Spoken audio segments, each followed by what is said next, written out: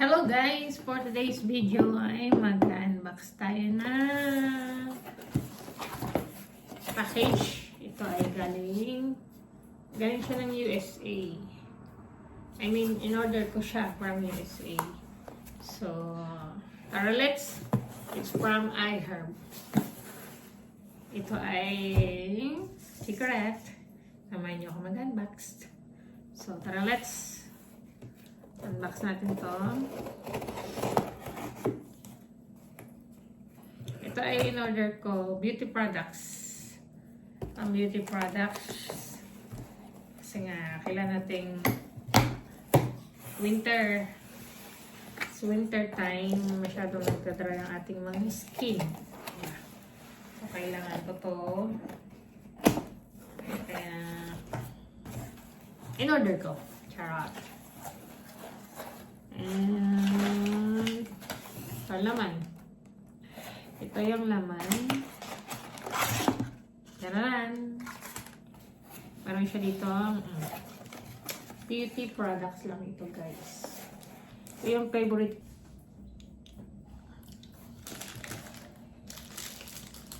Ito yung cream.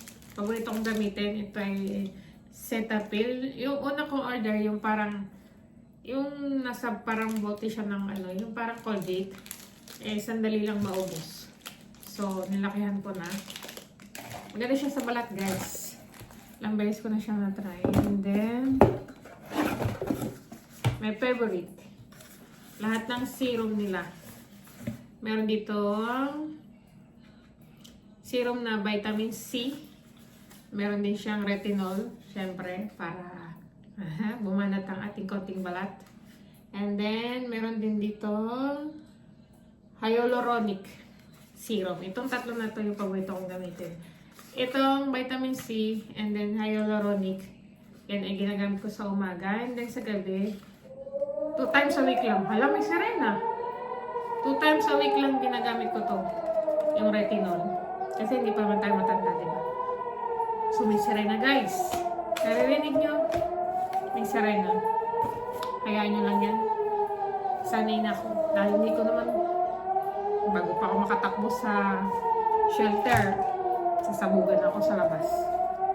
And then, vitamin E cream. Sale siya. Ito lang dapat yung order ko ay naka-sale siya. So, umorder din ako ng ganito. Dalawa. So, ayun. Beauty products for today's video. Yung in-unbox natin. Here, cream. Ito yung cream ko, everyday ko ginagamit yan. Pwede sa mukha, pwede sa katawan, pwede sa kamay, lahat. Pwede siya overall. And then, this thing na favorite kong gamitin. Yung kanilang serum.